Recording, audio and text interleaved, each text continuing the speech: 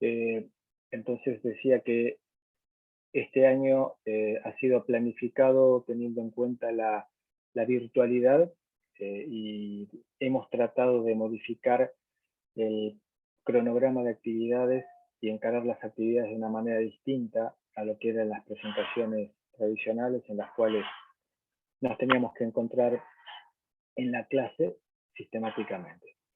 En base a la realidad que nos toca vivir, queremos plantearles cuál es nuestro proyecto de cátedra y que esperamos que quede bien en claro toda la parte metodológica y fundamentalmente que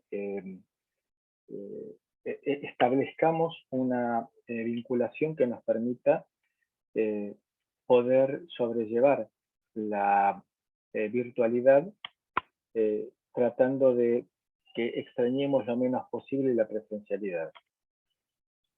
La presencialidad ha demostrado ser imposible de reemplazar. El hecho, sobre todo para el docente en primera instancia, de poder estar mirando a los alumnos y darse cuenta con un cruce de miradas si el alumno está pensando en el almuerzo o si se aburrió y está pensando en la serie que vio en el fin de semana, o si está siguiendo la clase. Eso es excelente para el docente, que se da cuenta si el alumno, si está logrando captar la atención del alumno o no. Aquí más parece una sesión espírita cuando uno pregunta, ¿hay alguien ahí? ¿Me están escuchando? Bueno, pero tenemos que ser realistas y los hechos están demostrando que muy difícilmente volvamos a la presencialidad durante la primera mitad del año, sin lugar a dudas, y sobre todo el año, teniendo en cuenta la segunda parte del año, va a ser muy difícil que tengamos actividad presencial. Pero bueno, seamos realistas, es lo que nos toca vivir en esta circunstancia. Muchas veces uno piensa que no puede ser cierto lo que estamos viviendo, pero los hechos nos demuestran que sí, es así. Bien, quiero hacerles en esta primera parte el planteo de cuál es nuestro objetivo en esta cursada. Arranquemos con la presentación de la materia. Bien, empecemos la primera pregunta espírita. ¿Están viendo mi pantalla? Sí, sí. Sí, se ve. Sí, se ve. Bien. Bueno, yo soy Marcelo Romeo, egresado de la Universidad Tecnológica Nacional en 1973. Hace muchísimo tiempo. Era otra universidad, otro país, otra realidad la que nos tocaba vivir, y en la cual nuestra universidad comenzó a establecer un prestigio, sobre todo en el departamento de electrónica, porque hasta esa época nosotros estábamos en un segundo plano frente a la Universidad de Buenos Aires. Hubo un evento que organizó la UTN en 1972 en el departamento de electrónica, que fue la primera vez que nos pusimos a la par de la Universidad de Buenos Aires, que era la decana hasta ese momento, y fuimos los primeros en tener el título de Ingeniería en Electrónica, antes que la Universidad de Buenos Aires, que durante muchos años estuvo generando ingenieros en electromecánica con orientación electrónica. Nuestra intención es poder brindarles a nosotros nuestra experiencia académica y profesional, de manera que puedan, al finalizar el curso, desarrollarse con libertad y profesionalismo en el área de sistemas embebidos, cosa que vamos a ir definiendo a lo largo de esta primera clase. Nuestra intención es acompañarlos en lo que vendría a ser el equivalente de la primera experiencia laboral. Es decir, ustedes van en algún momento a dedicarse a la profesión y esa experiencia profesional va a implicar que ustedes van a estar teniendo que tomar decisiones. Bueno, vamos a tratar de ayudarlos a ir generando la toma de decisiones, familiarizarlos con la toma de decisiones en este tema, que es un tema que hoy en día permite vivir en forma digna con un trabajo. Es decir, es un rubro en el cual las inversiones pueden ser bastante moderadas y que nos permitirá trabajar en un nicho en el cual es poco lo que puede llegar a ser un producto importado. Es decir, yo difícilmente me ponga a fabricar computadoras en la Argentina porque es un rubro en el cual no podemos competir ni en experiencia, ni en calidad, ni en cantidad con los países asiáticos.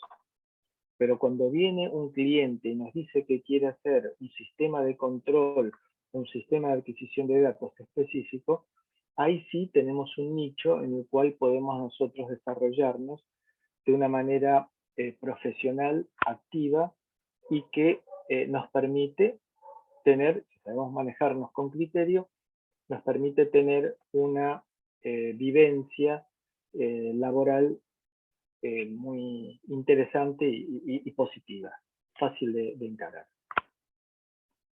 Entonces yo soy Marcelo Romeo, Juan Ignacio Bacigalupo, que también ya está incorporado a la sesión de hoy, es nuestro jefe de trabajos prácticos.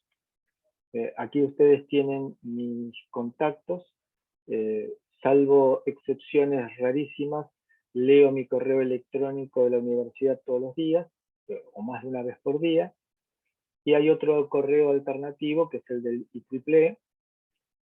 También hay un teléfono que está conectado a Telegram, y ahí pueden llegar a colocar un mensaje en caso de necesidad. Y bueno, en la virtualidad y la experiencia que estamos haciendo, quedan abiertas las posibilidades de hacer sesiones de consultas y para atender dudas sin ningún miramiento de horarios. Podemos acordar, si es necesario, hacer una sesión de repaso, para aclarar temas y para, sobre todo antes de las evaluaciones, atender las consultas que puedan ir surgiendo.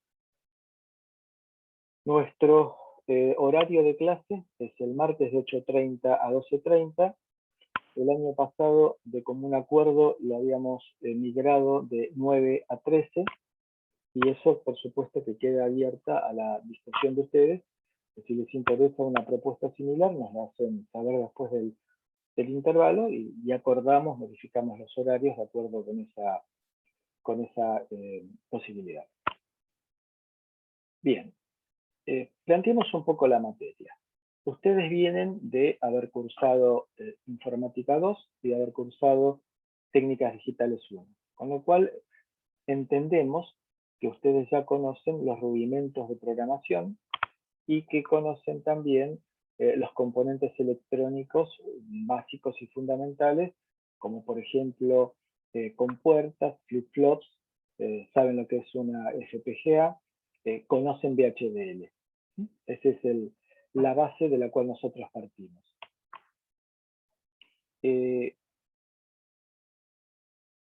Vamos a trabajar con el nuevo campus virtual, porque han migrado la facultad hacia un campus virtual nuevo debido a los requerimientos. El año pasado había sido sobreexigido el campus virtual que teníamos porque no había sido pensado para que todas las materias se dictaran en forma virtual, por lo tanto se lo sobreexigió. Hemos migrado a una nueva versión del software, que es Moodle, y esta es la dirección que ya se les envió a ustedes por medio de un link a través del grupo. ¿Sí? Aquí tenemos también el grupo que lo vamos a utilizar para comunicarnos, en el cual ustedes pueden enviar un mail y que nos llega a todos, y el sitio del grupo en donde están registradas todas las conversaciones que tenemos, es el que aparece aquí abajo como un hipervínculo. Por supuesto que cuando haya alguna duda o necesidad de aclarar algún punto, algún tema, no tienen más que intervenir y plantear y no dejar pasar el punto antes de consultarlo. Así que en el momento que sea necesario, me cortan y tratamos de atender las dudas que puedan llegar a haber. Bien, el reglamento de trabajos prácticos. Una de las condiciones que nos está tocando a nosotros vivir, que es la virtualidad, se conjuga con otra situación, que es la necesidad de efectuar cambios en la metodología de enseñanza. ¿Por qué es eso? Bueno, porque desde que apareció Google, la mayor parte de las cosas que nosotros podamos contarles en clase, ustedes las pueden encontrar en Google. Con lo cual, tenemos que modificar la forma de enseñanza, porque si no, vamos a quedar desactualizados y no vamos a ser de utilidad para ustedes. Desde hace unos años se está trabajando mucho en varios temas. En primer lugar, el tema de competencias, que muy probablemente ustedes hayan escuchado en más de una oportunidad.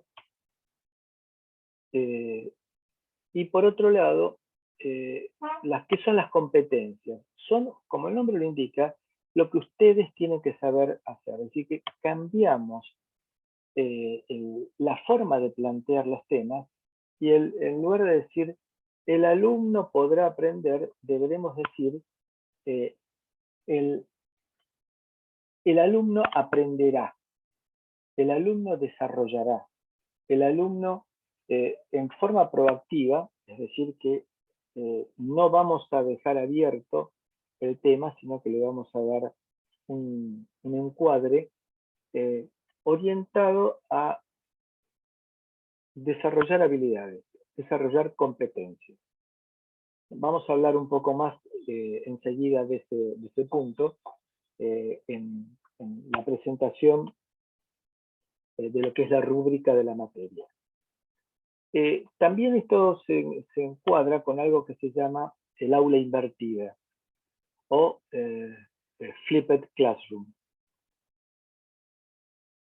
El director de un centro de la facultad que se ha dedicado al perfeccionamiento en las metodologías de la enseñanza, hace unos años hizo una presentación que nos pareció excelente como para ubicarnos un poco en nuestro objetivo.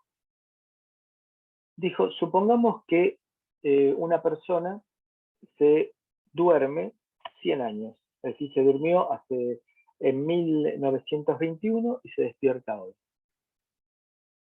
En primer lugar, se encuentra con algo totalmente inimaginable para él, que la gente trabajara desde la casa. Se va a encontrar con que el transporte ha cambiado por completo. De los carruajes que había hace 100 años a los medios de transporte que tenemos hoy en día.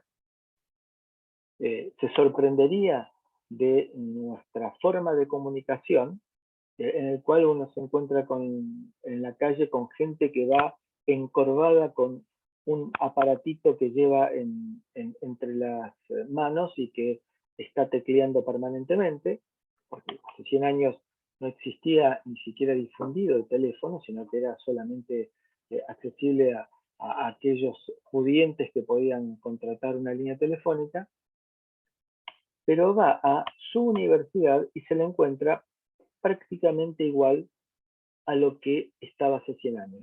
Un fulano o una fulana hablando en el frente en un pizarrón que ahora en lugar de ser negro es blanco, pero hablando a un grupo de gente que le presta atención o no, como si fuera un elegido que tiene un conocimiento de temas que lo está transmitiendo.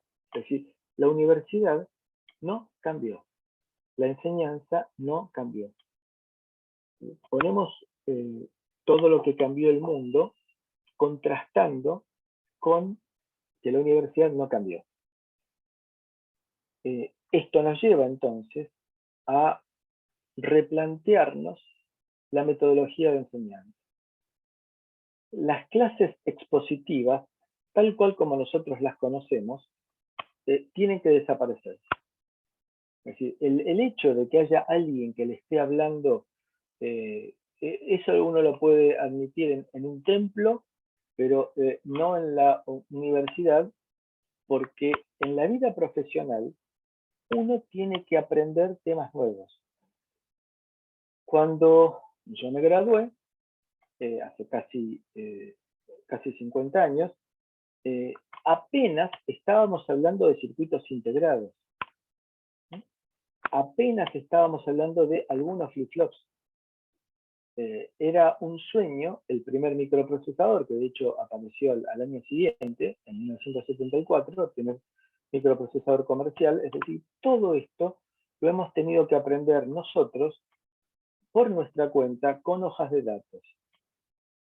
Con lo cual, si ustedes me piden que haga un resumen de esta materia, yo les diría que les vamos a tratar de transmitir metodologías de trabajo, metodologías de estudio y sobre todo una serie de normas y de prácticas que les va a permitir a ustedes encarar un desarrollo de una manera más o menos profesional. Nosotros no pretendemos que ustedes conozcan en detalle todo lo que es todo el sistema embebido, sino que pretendemos brindar un conjunto de normativas que a ustedes les faciliten estudiar. Con lo cual, estamos también cambiando la metodología de clase. Estamos incorporando las clases sincrónicas y asincrónicas. Y vamos a, en base a eso, vamos a ir privilegiando la actividad práctica, es decir, aquello que resulta muy difícil de transmitir a través de un video. ¿Qué son las clases sincrónicas y las asincrónicas?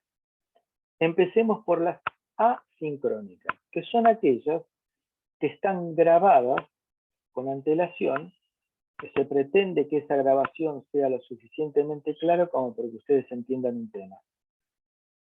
Entonces, se les da esa clase con anticipación, con todo el material didáctico necesario, como por ejemplo la guía de clase, que sería la presentación, y también la bibliografía adecuada.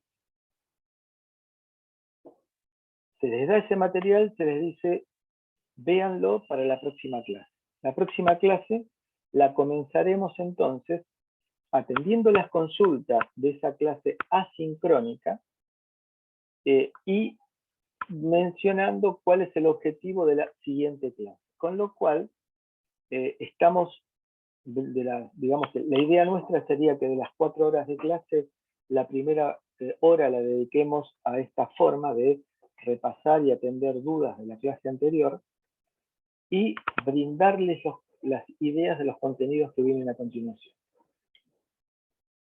Con esto, lo que logramos es dedicarle de las 4 horas, 3 horas a la actividad práctica.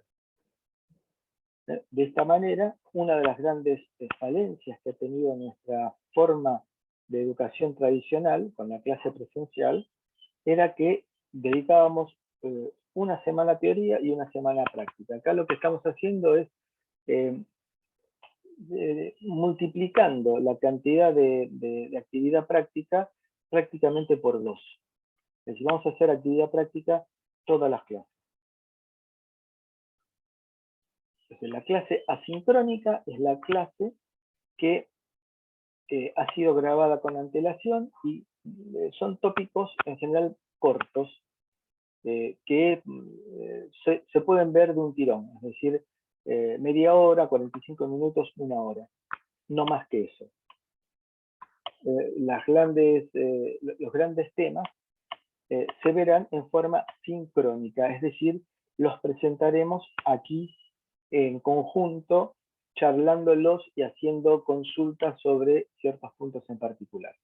Entonces, clases asincrónicas grabadas con antelación para que ustedes las vean con todo el material. Las clases sincrónicas las estaremos desarrollando simultáneamente en el horario de clase y serán para aquellos temas en que requieran una atención especial o una participación y una discusión de conceptos. ¿Alguna duda hasta aquí?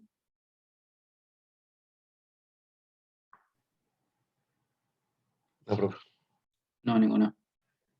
No, todo bien. Un segundito que voy a... Me quedé sin agua. Un segundito que voy a buscar un vasito con agua. Rodrigo Niveiro, te llegó bien el link, veo que ya ingresaste. Sí, muchas gracias. Perfecto.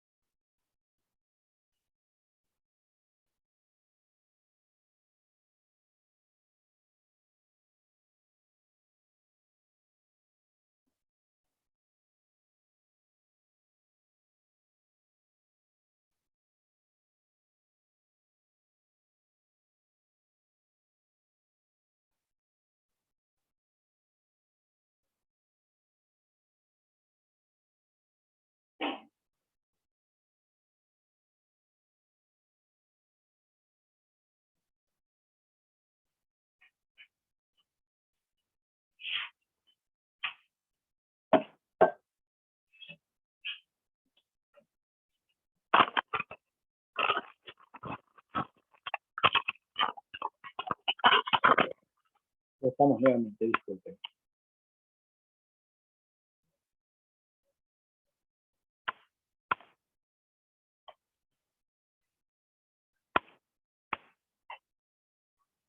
Bien.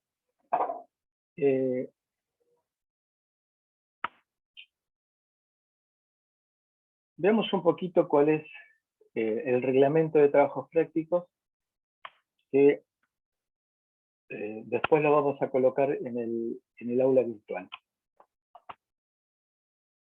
Bueno, si nos avisara.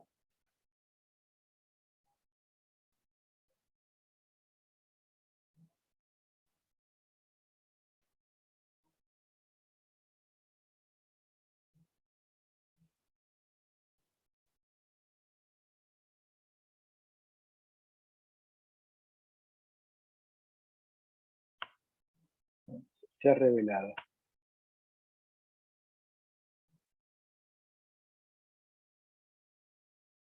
¿Están viendo el documento? Sí. Sí.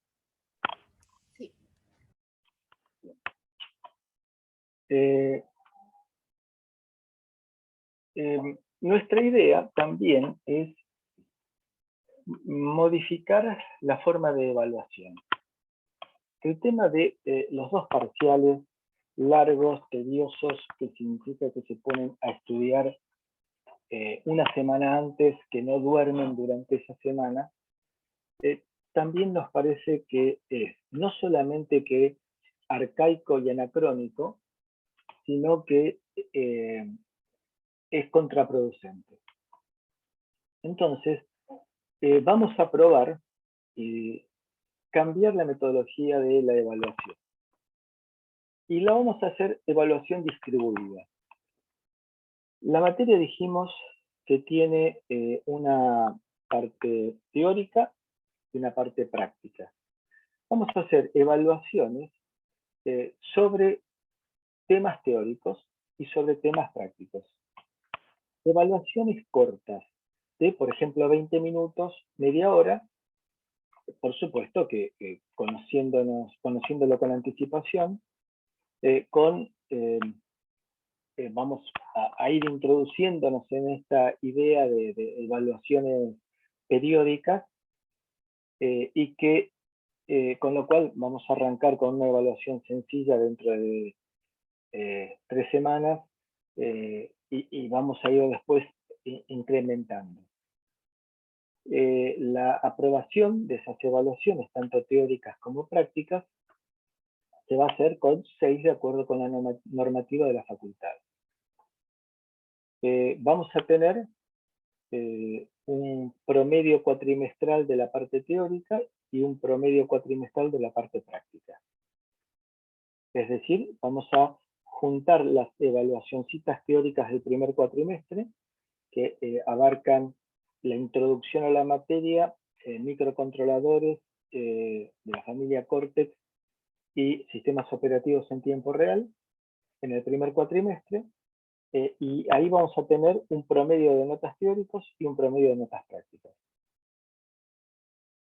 Análogamente para el segundo cuatrimestre.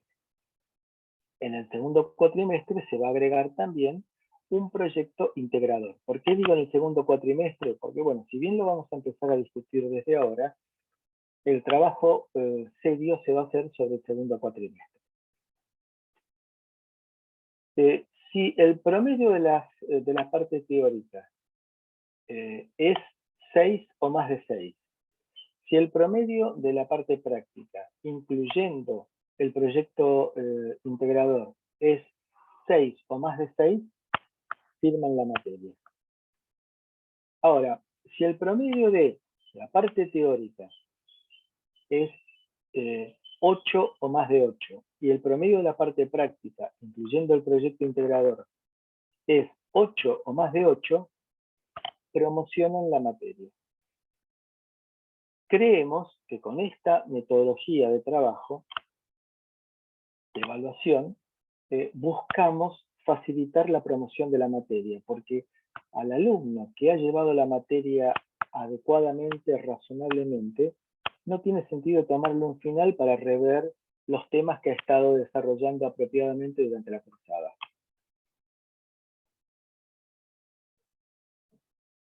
¿Qué pasa si no aprueban una evaluación parcial? Uno de estos, lo llamaríamos, y lo digo por única vez en toda la materia, lo que llamaríamos parcialitos. No son parcialitos, son evaluaciones parciales, pero para que nos interioricemos un poco del concepto. ¿Qué pasa si no aprueban alguna de estas evaluaciones parciales? O si quieren sacar más nota buscando promoción de la materia. Bueno, van a poder recuperar el 25% de esas evaluaciones parciales. 25% en el primer cuatrimestre, 25% en el segundo cuatrimestre. ¿Qué pasa si después de todo esto no obtienen 6 en el primer cuatrimestre en la parte teórica o en la parte práctica, 6 en el primer cuatrimestre en la parte teórica o en la parte práctica? En ese caso, tendrán que recuperar ese parcial de la forma tradicional histórica, es decir, todo un bloque teniendo 2 oportunidades en diciembre y 2 oportunidades en febrero. Es decir, un total de 4 oportunidades que pueden llegar a utilizar como lo deseen. Es decir, que si quieren, pueden utilizar las 4 oportunidades para recuperar un parcial o las 4 oportunidades para recuperar 2 parciales en el orden que les parezca. ¿Me han seguido hasta aquí? ¿Hay alguna duda, alguna pregunta? No, se entiende. Es decir, de vuelta, lo que estamos pretendiendo es facilitar las cosas y no llegar a esas instancias de esos parciales que llevan 10 días o 2 semanas o una semana para quien tenga más tiempo de estar encerrados sin salir, sino que distribuyendo la carga durante la cursada y aparte utilizando apropiadamente, porque cuando veamos máquina de estado lo vamos a utilizar a lo largo de todo el curso de allí en más. Cuando veamos sistemas de gerenciamiento de versiones, las vamos a utilizar de ahí en más a lo largo de todo el curso. La intención es adecuarnos a la realidad que nos toca vivir, a la dinámica que nos toca vivir. Ustedes son alumnos que viven una realidad distinta a cuando se elaboraron los anteriores planes de estudio, en los cuales el plan de estudios nuestro es originario del año 95, créase o no. En el 95, Internet era una palabra que se escuchaba de vez en cuando. Uno no tenía, en el año 95 yo no tenía cuenta de correo electrónico. Es decir, el mundo cambió cuando se pensó el plan de estudio y la metodología de evaluación. La realidad del mundo era distinta. Estamos tratando de acercarnos a lo que es un mundo de alumnos que viven con un ritmo distinto. Bien, aquí lo que vemos en el cursado de la asignatura, que dice aquí, en clases asincrónicas y clases sincrónicas. Los parciales y su aprobación también está aquí, expresado, sintetizado lo que hemos mencionado, lo que hemos hablado hasta el momento, y luego la parte de mini evaluaciones o evaluaciones parciales con la forma de recuperación de esos parciales.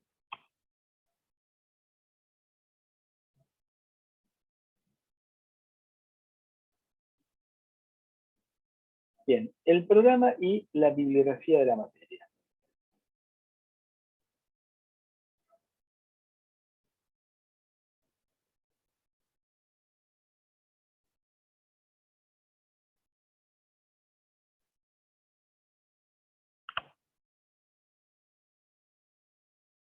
Bien, esta materia tiene como exigencias a nivel de correlatividades, bueno, con todas las flexibilidades que existen hoy en día para las correlatividades, aplicada 1, informática 2 y digitales 1.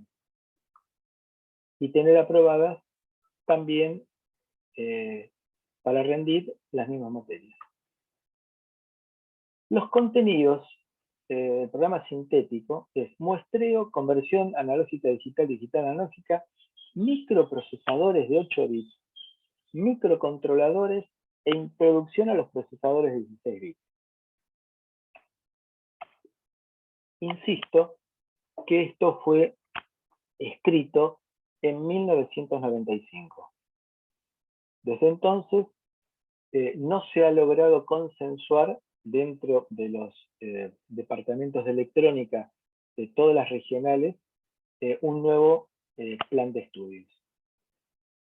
Nosotros hemos, respetando esto, hemos optado por hablar de directamente microcontroladores de 32 bits. Es decir, que estos 3 temas los hemos agrupado en uno solo y desde el primer momento vamos a hablar de microcontroladores de 32 bits. Vamos a comenzar el primer capítulo con herramientas de diseño, de desarrollo y de depuración. Es decir, puesta a punto, de depuración quiere significar puesta a punto, detección de fallas y optimización. Vamos a hablar de algunas herramientas que son imprescindibles, como metodologías para trabajar con máquinas de estado, con el gerenciamiento de versiones, que en muchos cursos de informática 2 ya han trabajado con Git y GitHub.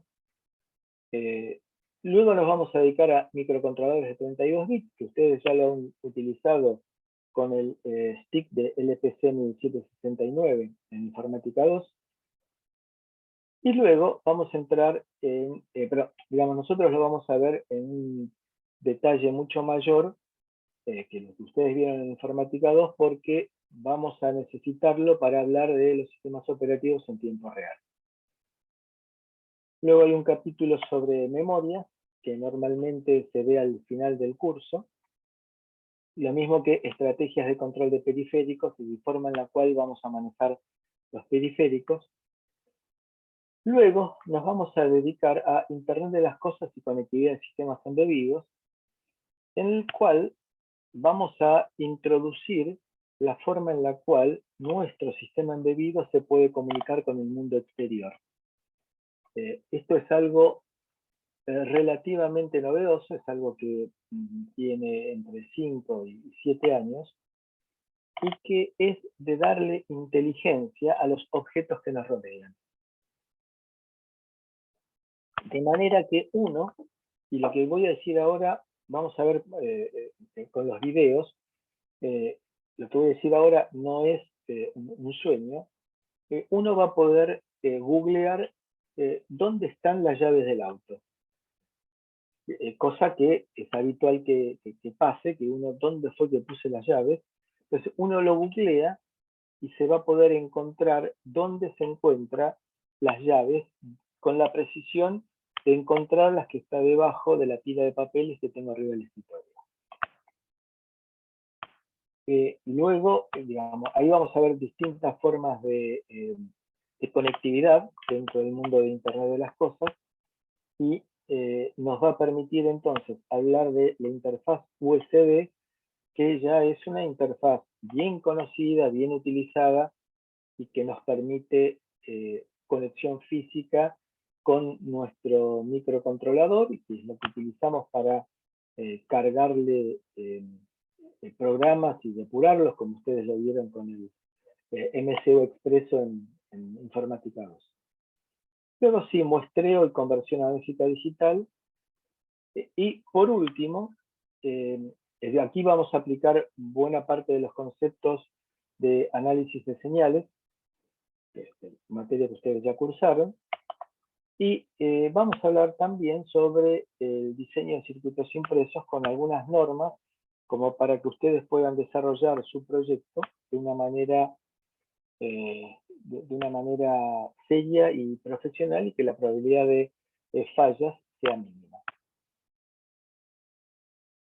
Cuando uno encara un proyecto, en primer lugar, para encarar un proyecto tiene que estar seguro o creer estar seguro que el proyecto se puede llevar a cabo. Es decir, que se puede desarrollar. Si a mí me dicen, acá tenés un par de escarbadientes y desarrollar un transbordador espacial, ese proyecto me excede ampliamente. No estoy en condiciones de encararlo. Por ese motivo, entonces, tengo que pensar en que voy a encarar un proyecto con altas probabilidades de éxito. Fíjense que no estoy diciendo con la seguridad de que vaya a funcionar ese proyecto. Por supuesto, estamos pensando en un proyecto que sea desafiante. No es prender un LED, sino un proyecto desafiante. Lo que nosotros vamos a pretender aquí es, en este curso, darles herramientas para maximizar las probabilidades de éxito en el desarrollo de ese proyecto. Es decir, nosotros buscaremos darles metodologías que aumenten la probabilidad de éxito, es decir, que disminuyan y óptimamente minimicen las probabilidades de fracaso, entre los cuales están las técnicas de diseño de circuitos impresos. El circuito impreso es una realidad que nos implica tener que montar nuestros componentes electrónicos sobre algún tipo de sustrato, alguna base. Y desde normas que son simples y sencillas hasta otras que son más complejas y más difíciles de ver, nos van a permitir obtener un impreso que nos maximice las probabilidades de éxito en nuestro proyecto. Hace unos años, trabajando como asesor de una empresa, fuimos a visitar un fabricante de balanzas, en el cual tenían problemas serios con el desarrollo de una nueva balanza. Era muy sensible al ruido. Y lo que habían hecho era una gran espira, es decir, habían hecho, utilizando el plano de tierra, una gran espira, es decir, que cualquier ruido que andaba en kilómetros a la redonda iba a inducir en esa gran espira una fuerza electromotriz importante y por lo tanto iba a generar ruido. Una vez que está el ruido adentro del equipo, es prácticamente imposible eliminarlo. Por lo tanto, hay que evitar que el ruido ingrese en el equipo. Ese es el tipo de cosas que vamos a ver en este capítulo 10, que es Introducción al diseño de circuitos impresos. En realidad va a ser un capítulo que vamos a ver también distribuido a lo largo de los distintos temas. Por ejemplo, vamos a hablar bastante del diseño de circuitos impresos, cómo se tiene que encarar cuando veamos la parte de conversión analógica y digital analógica, y que ahí vamos a tener que colocar normas y reglas para separar parte analógica de parte digital y evitar esas espiras, estos loops que nos van a inducir ruido indefectiblemente. Aquí está la bibliografía también, es bibliografía bastante novedosa y que nos permite, ¿no? Es decir, bibliografía obligatoria o fundamental y bibliografía accesoria. Todo esto es lo que vamos a encontrarnos en nuestro campus virtual.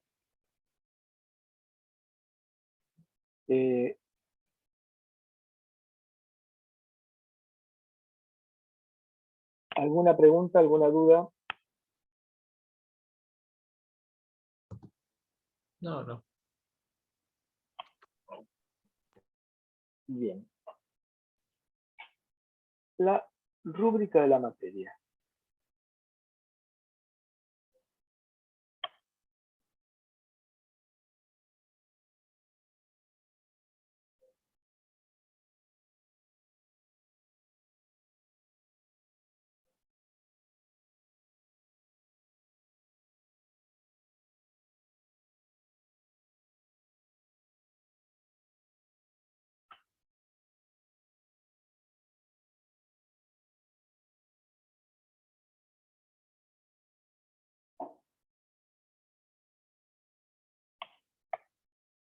Bien, ¿qué es la rúbrica de la materia?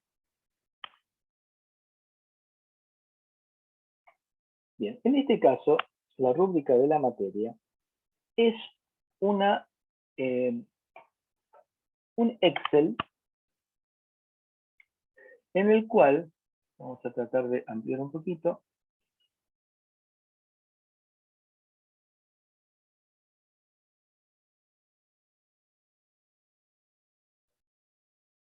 en el cual son las reglas de juego de la evaluación. En el cual vamos a tener los temas como filas y la respuesta del alumno como columna.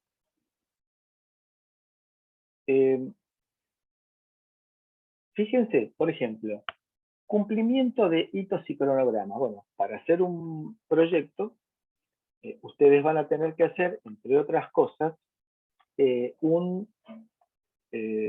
cronograma, un diagrama de Gantt. Un cronograma, es decir, la vinculación de las distintas tareas a lo largo del tiempo. Bien, aquel que cumple perfectamente con todos los plazos, sin necesidad de recordarle ni decirle te olvidaste la semana que viene, sino que cumple, va a tener un coeficiente de 10 frente al 15%. Dicho de otra manera, el que cumpla perfectamente con todos los cronogramas ya significa que tiene un 1,5 de nota asociado. el que cumplió entre un 60 y un 80% de las entregas va a tener un 8 del 15%, es decir, 1,2. Aquel que anduvo más o menos flojo va a tener 0,75, y aquel que anduvo bastante flojo y no cumplió y hubo que recordarle y se demoró y todo eso, va a tener un 0,15 de punto de nota. Y así sucesivamente con los distintos temas de la materia. Entonces, empleo de sistemas de desarrollo de máquinas de estado con microcontroladores, el que demostró trabajar bien y mostrar resultados rápidamente, va a tener un punto más. Y así sucesivamente, en forma proporcional, quienes vayan cumpliendo en menor medida. Por ejemplo, aquellos que empleen un sistema operativo en tiempo real, fíjense que acá están las opciones detalladas. Ha implementado adecuadamente las tareas y los elementos de sincronización, supo distribuir apropiadamente los recursos del procesador y asignó adecuadamente las prioridades. Empleó apropiadamente las interrupciones y sus tiempos. Bueno, ese va a tener 2,5 puntos. Proporcionalmente, 0,8 de 2,5 puntos será 2 puntos y así sucesivamente. Entonces, de esta manera es la forma en la cual ustedes van a conocer con antelación qué son las cosas que nosotros tenemos en cuenta en la evaluación. Aquel que asistió a todos los parcialitos y no le escapó al bulto y que no tuvo excusas para las evaluaciones bueno, ese va a estar en la condición de experto. Esto no es algo antojadizo nuestro, sino que está basado en lo que se llama el libro rojo del CONFEDI. El CONFEDI es el Consejo Nacional de Decanos de Ingeniería. El Consejo Federal, perdón, de Decanos de Ingeniería. Es decir, son decanos de ingeniería de universidades públicas y privadas de todo el país. Ahí han establecido una serie de normas, la última de las cuales que está vigente es lo que se llama el libro rojo, el que establece, entre otras cosas, cuáles son las exigencias para las distintas carreras. Entonces, esas exigencias para distintas carreras es para la ingeniería en electrónica, para la ingeniería en telecomunicaciones, para la ingeniería en sistemas, ingeniería informática, mecánica, etc. Y va marcando distintas áreas de conocimiento. Esas áreas de conocimiento se dividirán de acuerdo con los criterios de cada universidad, en distintas materias. Por ejemplo, para el área de sistemas digitales, uno de los ítems que se requiere para obtener el título de ingeniero en electrónica es conocer el hardware de sistemas de cómputo de propósito general y o específico y el software a él asociado. Hardware y software de sistemas embebidos.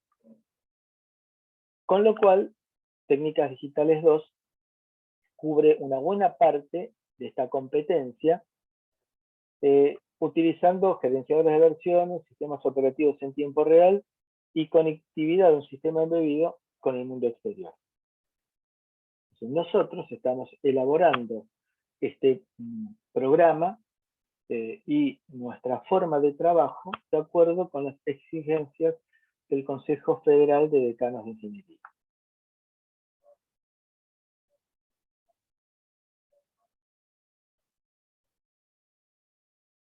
¿Alguna pregunta, alguna duda?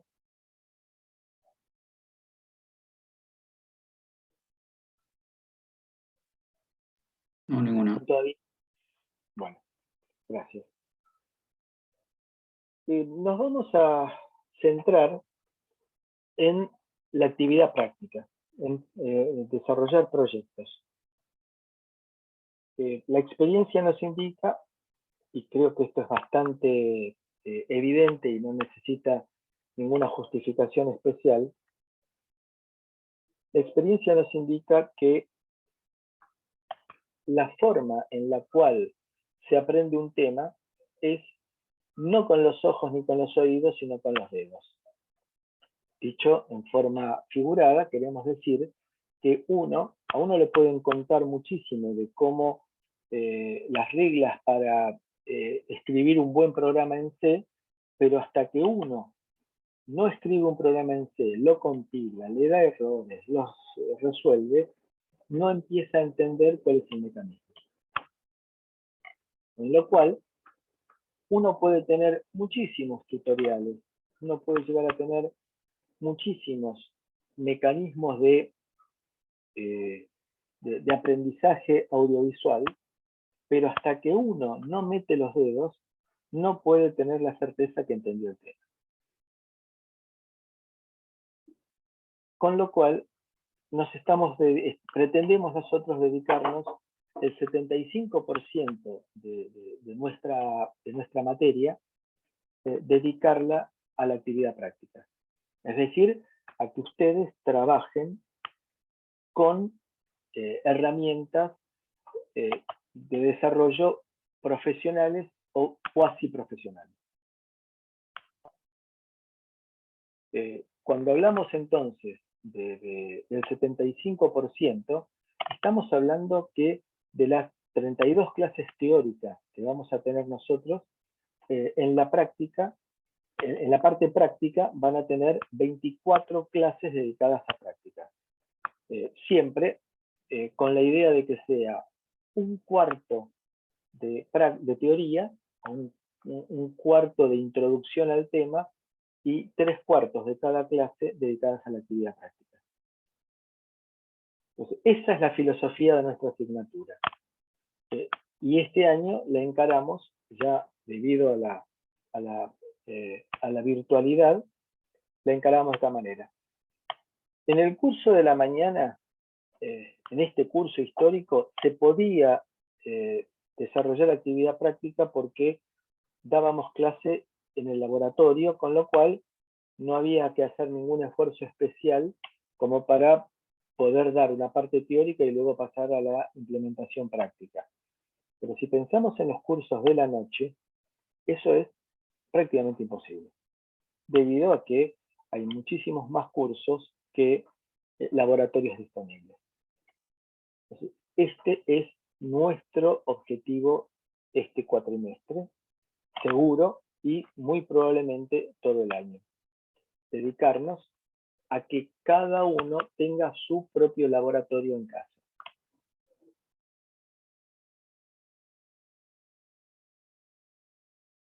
Bien. Después vamos a hablar de fechas. Vayan, eso sí, formando grupos de como máximo 3 alumnos. Puede ser grupos de 1 alumno, grupos de 2 alumnos o como máximo 3. Y una vez que en algún momento se pensó dentro de la cátedra, por razones formativas, pero era muy complejo y dramático de implementar, de que nosotros formábamos los grupos. En la vida, uno en el trabajo, uno no se encuentra con el compañero que viene estando junto desde Salita Rosa, sino que en la vida laboral vamos a tener que trabajar con quien quiera las circunstancias que nos toque de compañero de trabajo. Por ese motivo, se pensó en algún momento de formar nosotros los grupos de trabajo buscando representar una vida laboral. Bueno, finalmente se optó que no encararlo de esa manera porque podía ser muy traumático, aún en esta situación de vivencia a distancia. Entonces, los grupos de trabajo práctico los pueden formar ustedes según sus conveniencias. Tomen apuntes en clase, ya sea en las clases sincrónicas, también en las clases asincrónicas. La ventaja que tiene la clase asincrónica es que cuando encuentran un tema que no entendieron o un tramo que no entendieron, lo paran, lo rebobinan, van para atrás y lo reproducen y pueden anotar las dudas o las conclusiones que ustedes saquen. Las dudas, consúltenos por mail, consúltelas por Telegram, pero no las dejen pasar. Si no es un tema trascendente, lo aclaramos en la clase siguiente. Pero no dejen pasar. Esta forma de trabajo funciona si ustedes pueden dedicarle 1 hora semanal a poder ver el material que se les anticipa.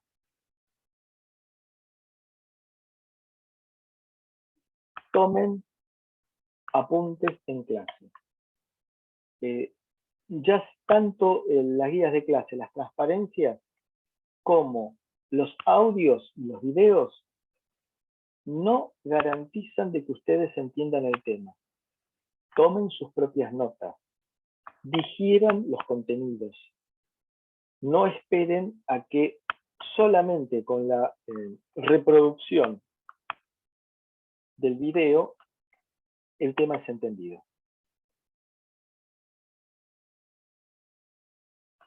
¿Alguna duda, alguna pregunta? No, profe. Bien. Entonces, si les parece, hacemos un intervalo de 15 minutos. Entonces, según mi reloj, nos volvemos a encontrar a las 10:05.